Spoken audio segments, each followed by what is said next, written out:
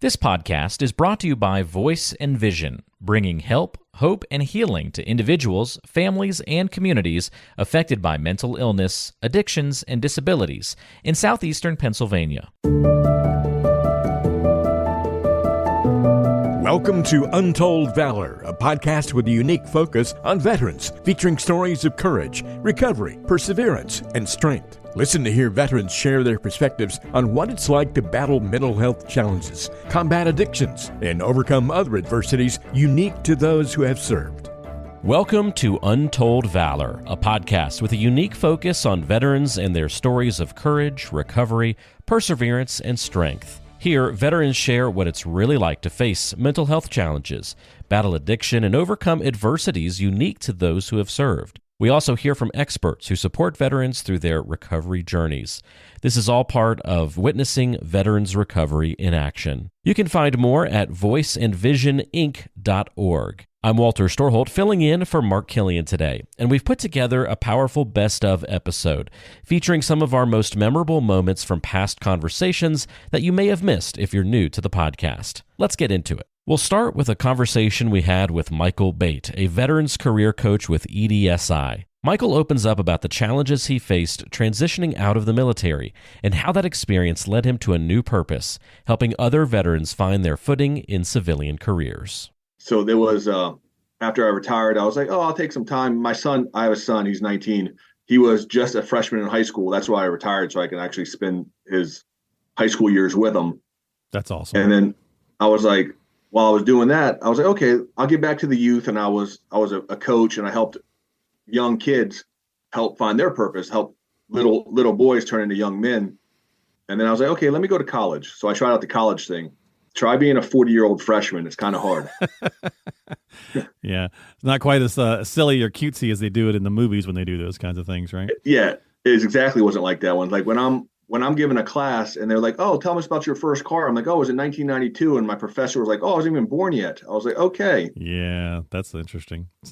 So you were struggling to figure out your own transition period after so much time in the service. Is that what got you into doing this, veteran career coaching? Yeah, so this is what happened. So it took me almost 2 years of learning on my own, like how to navigate the difficult and frustrating transition process. Mm-hmm.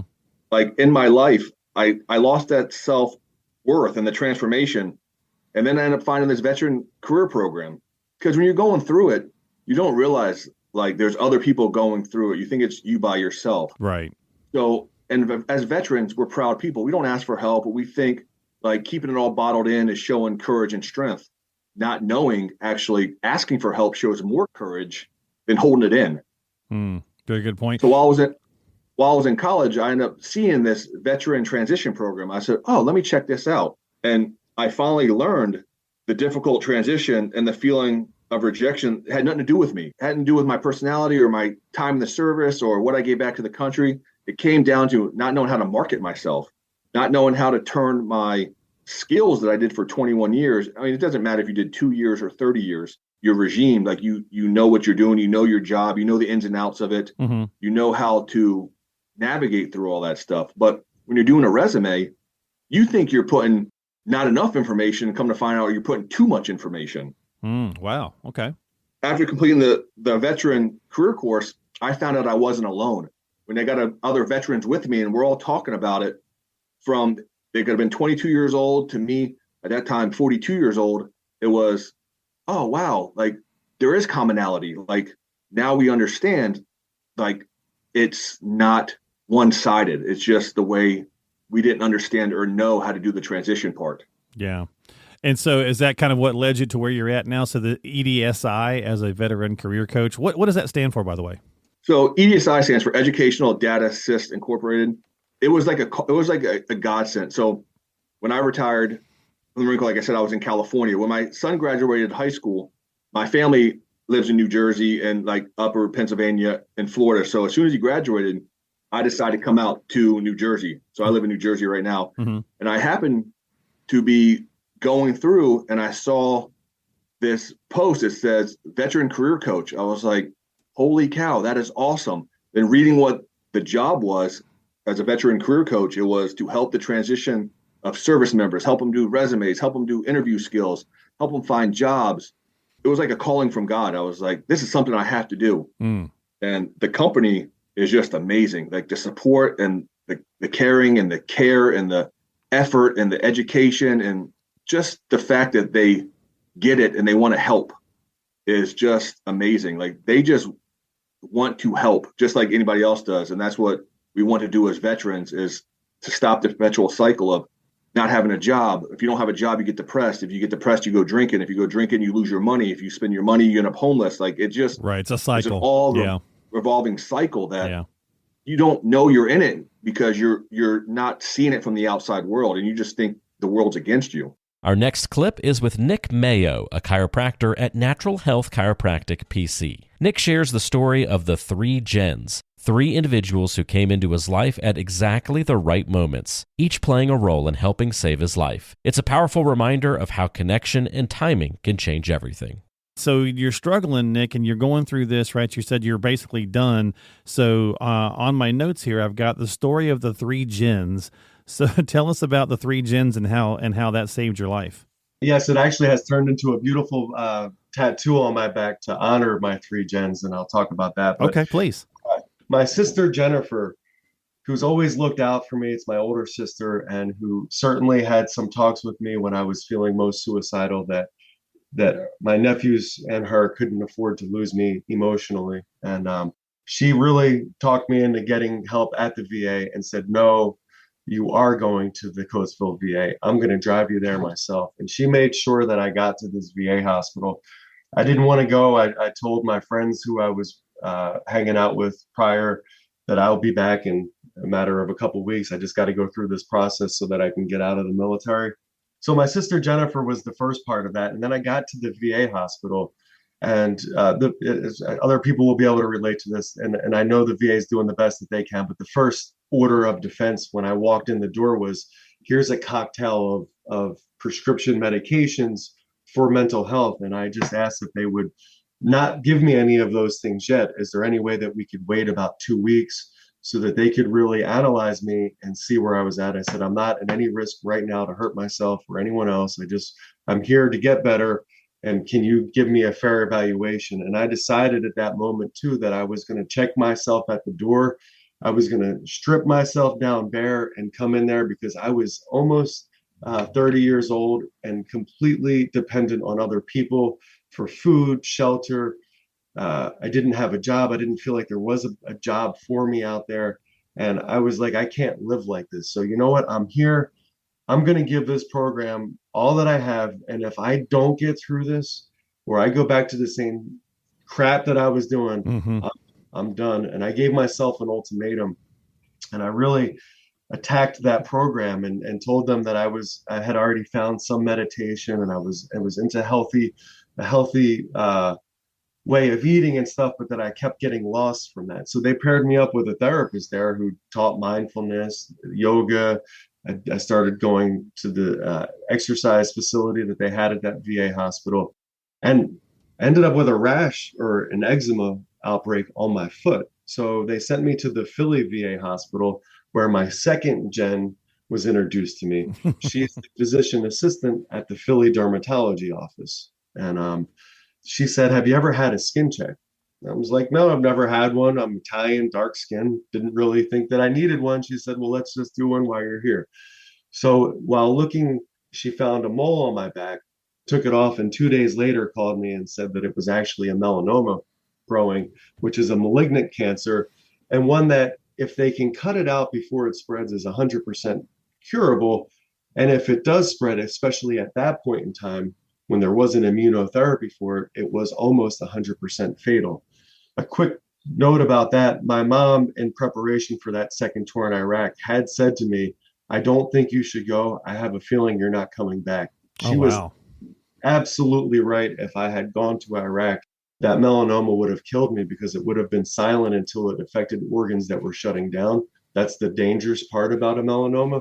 If it's not found on the skin in time, it really spreads through everything, through the lymph system. So my second Jennifer literally saved my life by just recommending that skin exam. A doctor even said that the mole looked fine to him, but she said, no, I want to take it off. And thank God she did. So I finished up that PTSD program. The VA removed the cancer from my back at the University of Penn Hospital. And I stayed with that facility in their homeless domiciliary because I technically didn't have a place to call my own. And I also didn't want to go back to Virginia where my friends were there. And I didn't want to go back to Philadelphia where my friends were there because all of the people that I had accumulated in my life were not right for me at that point. So I stayed at the Coatesville. I didn't really know anybody. I got a job working at the hospital right there, which was important for my recovery and PTSD. And it was a non-trauma hospital, which working in the emergency room in a non-trauma hospital also helped me overcome without forcing me into a crazy environment right away. So that was really a nice parlay into civilian life. About a week or two after starting that, I was signing the papers to get out of the military for my PTSD service connection. And I met my wife that night, Jennifer. And everything happens for a reason. So my sister, Jennifer, got me into this program. A woman named Jennifer finds cancer and gets rid of it. And then I immediately met my wife, Jennifer. And she has inspired me every day since to just give the best effort. I really saw a future with her. I was absolutely right. We ended up having children together. We have two beautiful daughters. And a lot has come since then, but she really was the thing that propelled me to stay focused and to keep pushing forward because I kept falling backwards at every chance that I had in my life. At other points in time where I had gone through programs and thought that I was going to give my best effort, I always fell short. But with Jen, I knew that I couldn't. I knew that I wanted to keep her, and I knew that I had to really make it happen. And our final clip on this episode is with Lena Fowler, Community Outreach Specialist at the Veterans Multi-Service Center in Philadelphia. Lena reflects on the mentors who supported her through difficult chapters in her life and how their guidance helped her push forward when it mattered most. So let me ask you, so obviously you saw a lot of stuff there. One of the things we do here on the podcast, Lena, obviously is share stories for folks, to hopefully find some resonance in their own story about dealing with whatever issues they might be. Did you, with everything you saw in Desert Storm, then of course, 9/11, did you have some residual PTSD from that? Did you seek out some help? Because I want to talk about what you're doing now, because you are a community outreach specialist in the Veterans Multi-Service Center in the Philadelphia area. So I was just curious if you kind of had some issues there, and is that what led you to continue, helping others? So while I was in school, I just graduated from Bate County Community College last year. Uh-huh. And my professor, I would literally come to school, but I wouldn't go to class. I would sit in the Veterans Lounge, and, it was hybrid. So my professor, she was like, Lena, where are you? I'm like, oh, I'm upstairs. And she's like, well, you need to be in class. I'm like, yeah, no. And as she paid attention to what I was and wasn't doing, Mm-hmm. she said, hey, I think you need to be evaluated for PTSD. Mm. And I thought about it and I procrastinated, where she was like, okay, if you're in the building, once I get done teaching this class, I am going to personally take you to the VA hospital and get you evaluated, because enough is enough. And it wasn't an issue where I was going off the rails. It's just that I just want to be by myself. I would come home. I live alone. Mm-hmm. So I would come home. I wouldn't turn on nothing, not a light, not a TV, nothing. Take a shower, go to bed. I'm just happy. Wouldn't even answer my phone. And my best friend, we talk at least every other day, if not every day. And a couple of times she had to call my mother, like, hey, I haven't talked to Jazz. Have you heard from her? What's going on? And my mother would call me and say, hey, have you talked to Carolyn? No. She's been trying to call you. Yeah. Well, I'm going to need you to call her. So this particular professor, she's not just a professor, but she's also the county commissioner for Butts County. Mm. And she's a personal friend.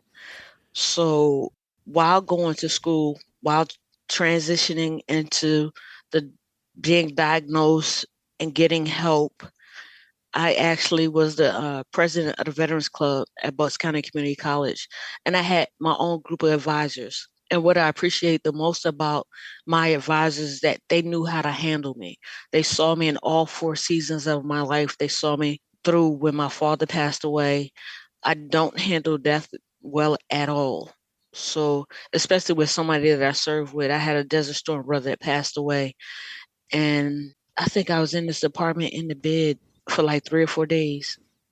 I just couldn't function knowing that my baby brother passed away. And so I think a lot of veterans can relate to that, right? We certainly have those struggles of trying to deal with whatever PTSD might be haunting them, and then at the same time having that person to kind of reach out and help kind of get you that lending hand, if you will, is hugely beneficial. Reverend Ben's talked about that in his own story, and most of the veterans that come on here talk about that. And I think that's really one of the reasons why we do this podcast is to say, you can get some help. There's people out there that are wanting and looking to help folks who need it.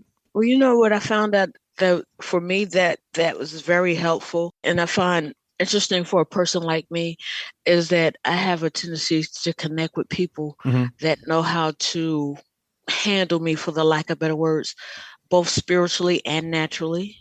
Interesting. So when I lost my dad, of course I was in a dark place. He was a bishop, and he was also an educator. And when he would preach funerals, he'd make me so doggone mad. He'd be like, yeah, we all got to go this way. And I'd be like, Dad, really? Like, why you got to say that? So when I lost him, I literally sat here and argued with God. And I'm like, God, you said in Isaiah 53, and God, well, what did I say in Proverbs? So I have to acknowledge the fact that he gave my dad the years that he promised him. But what happened with my brother Dusty, who didn't even make 50? But then I have to realize that, sometimes when people transition, it's either because they met the requirement, so they're empty. There's nothing left for them to do. Or they lived the years that God promised them. It's only, or because of the time that we live in now, sometimes God snatches us out of here so that because we can't handle what's to come, all these shootings, these viruses, and, it's just so much stuff going on in the world. So I had to come to some type of reality of God's word being fulfilled. And I'm not trying to be too preachy, but that's kind of what keeps me going. So I have 2 sets of godparents. One set is still alive. And I called my godmother and said, Mom, I got to do this podcast, but I don't want to appear too preachy and I don't want to appear too churchy. But my reality is, throughout my military career, I always had a covering. There was always someone there that covered me. My senior chief, he was a preacher. He's a preacher. My pastor, he was a warrant officer in the Navy. When I was in the war, I had a choir, and we had a chaplain who was a preacher in real life. It just wasn't his job. That was his life. My second ship, there was a preacher on there. So there's always been someone, when I would go left, there was always someone to push me to the right. And that's it for this best of edition of Untold Valor. For more stories, and more importantly, resources to help, visit voiceandvisioninc.org. You can find more resources and contact information in the description of today's show as well. Thanks so much for listening. You've been listening to Untold Valor by Voice and Vision. We hope you found the information and resources discussed today helpful. As always, thank you for listening and for your support. Remember to stay connected with us through our various social media platforms, including Facebook, Instagram, and YouTube. Don't forget to visit the website, voiceandvisioninc.org. That's voiceandvisioninc.org, where you can sign up for our blog and find free resources and information on upcoming events, webinars, workshops, and get support. You can also access our free help and hope guide for individuals and families struggling with substance use and addiction. If someone you know is struggling, please reach out for help because you and your life matter. Remember, the National Suicide and Crisis Lifeline is available to you at any time by dialing 988. We are all ambassadors of hope and recovery. And if you want to share your story, please contact us. Compeer Corps is also looking for veteran mentor volunteers and veteran participants. To find out more information about Compeer Corps, please call 610-541-0790. That's 610-541-0790. You can find all the links and contact information for the resources mentioned on today's episode by checking the description and the show notes section of your app. Thank you again for tuning in and for your support. Until next time, this has been Untold Valor.